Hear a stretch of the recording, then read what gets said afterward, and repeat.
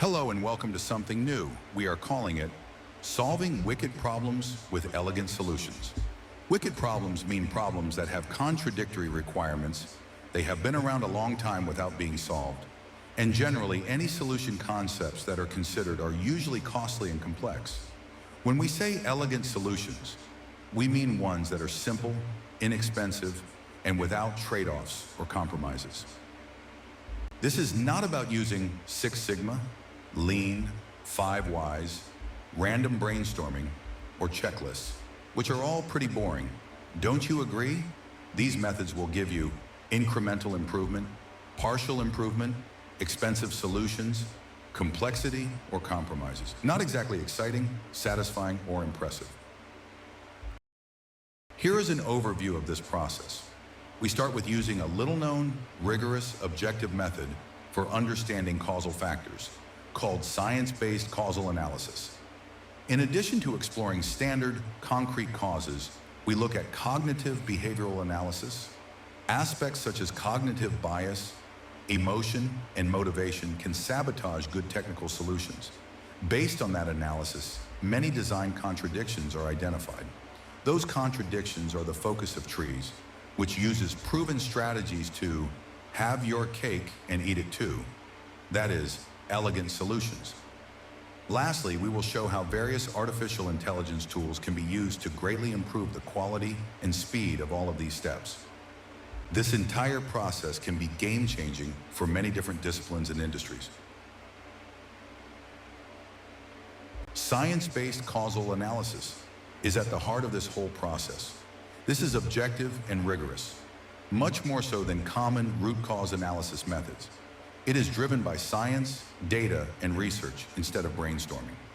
The purpose is to find many ways to eliminate a problem instead of just finding a single root cause. This example is about pounding a pile into the ocean floor. Basically, it takes too long to correctly pound each pile into the ocean floor. Science-based causal analysis, also called physics-based causal analysis, is at the heart of this whole process. Otherwise, how would this normally be done? Brainstorm ideas and opinions? List the components or subsystems? Blame the operator? Or the pile driver should just pound harder? Using science-based causal analysis, we start with time to pound the pile into the ocean floor is too long. In this process for solving really tough problems, we take it slower.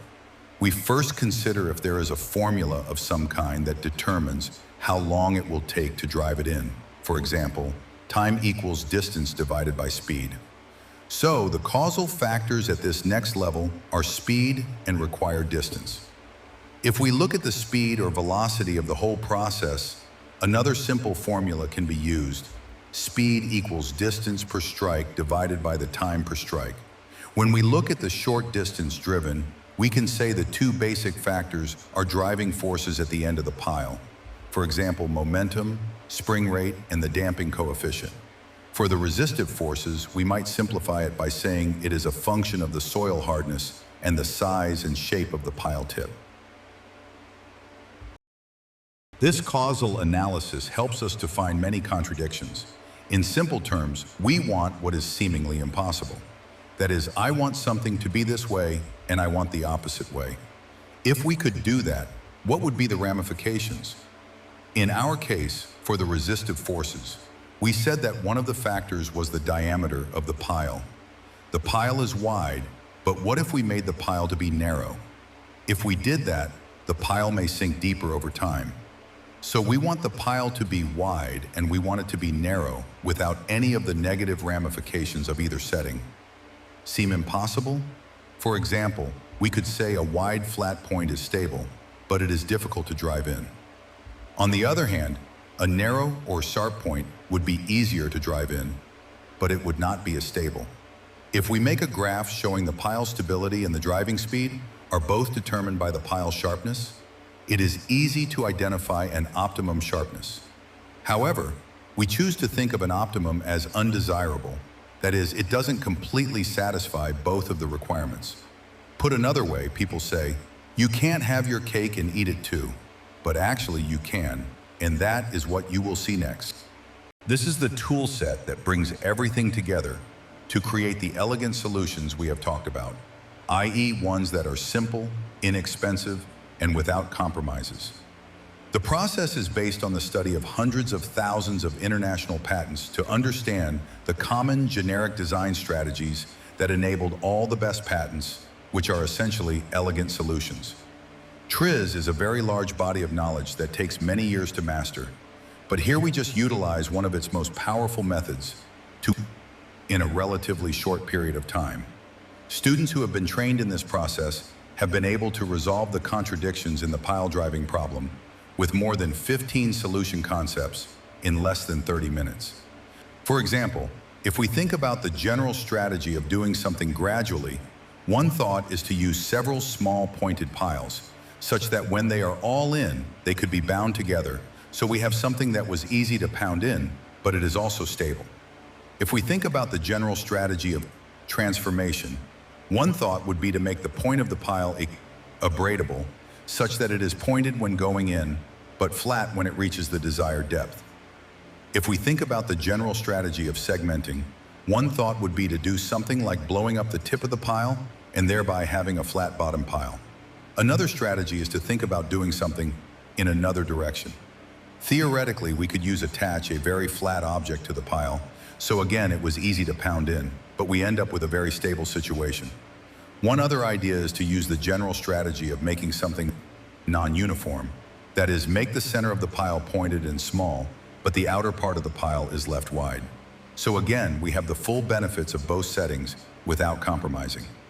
There are about 40 other strategies that can also be used.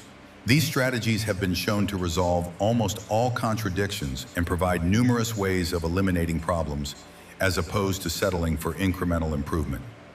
If we look at all the contradictions seen in the initial diagram, it is easy to identify more than 50 solution concepts to the overall problem. Bottom line, it can be much more fun and satisfying to generate elegant solutions instead of incremental improvement ideas. The unique focus in this method is the inclusion of the potential impacts of human cognition and behavior. We are referring to more than common human factors considerations, which are usually focused on human capabilities and limitations. Instead, we are looking at why a person behaves a certain way. As with the other elements of this process, this is driven by science and research instead of brainstorming. Let's pretend we are addressing the problem of there are too many rear-end collisions. In the past, this was addressed with better tires, an additional brake light, anti-lock brakes, and more recently, more sensors in warning systems. But it is not just about adding more technology or doing more fishbones in 5 whys, etc. We go through a process of considering different forms of cognitive bias, the resulting emotion, motivation, and social norms, possibly resulting in negative behavior. Beyond the branches of this tree that address various human factors, we look at why the driver chose to drive so close to the lead car. A couple of other contributors include that they believe the risk factors to be low, and/or they simply want to tailgate the lead car, each for a variety of deeper reasons. They could include such things as their history of tailgating has never caused an accident before, or the belief that the lead will not drastically reduce their speed. For why they would want to tailgate the lead car could include a variety of beliefs and emotions that we have all probably had. Luckily, we have the opportunity to utilize a wide variety of AI tools. When you learn how to write powerful prompts, you can get assistance with building the first draft of the causal analysis diagram, fill in any knowledge gaps, identify contradictions, use different strategies to generate solution concepts, and dialogue with the AI tool to make corrections and enhance understanding. This diagram attempts to summarize the entire approach: science-based causal analysis, cognitive behavioral analysis, contradictions, artificial intelligence, and elegant solutions with trees. Before signing up for any training, you should ask yourself these questions. Are you typically involved with fairly simple problems, such that Six Sigma and other tools are adequate for your work? Are you self-motivated? Are you usually satisfied with the solutions that you and your teams arrive at? Do you really want to do better? And are you open to slowing down and thinking more deeply? The next steps. You have already taken the first step by watching this overview.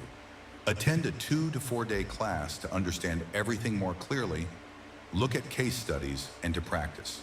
Begin a longer-term coaching program to become a confident and self-sufficient practitioner. We recommend a unique approach for people who want to take this seriously and begin a longer-term coaching program. It would be done as a small group or individually. 1 to 2 hours per week of online discussion, 2 to 3 hours of homework per week, including reading, practice problems, and a gradual transition to your own problem. 2 hours per week of additional, individual assistance at your request. No tests for certifications. It would take 10 to 14 weeks to finish the coaching, and everything will be very flexible. The benefits of this approach include no travel costs, no large disruption to your work schedule, better understanding and retention, no long, boring lectures, and the focus is on individual success and satisfaction. Contact David Tronis for more information and to start your learning.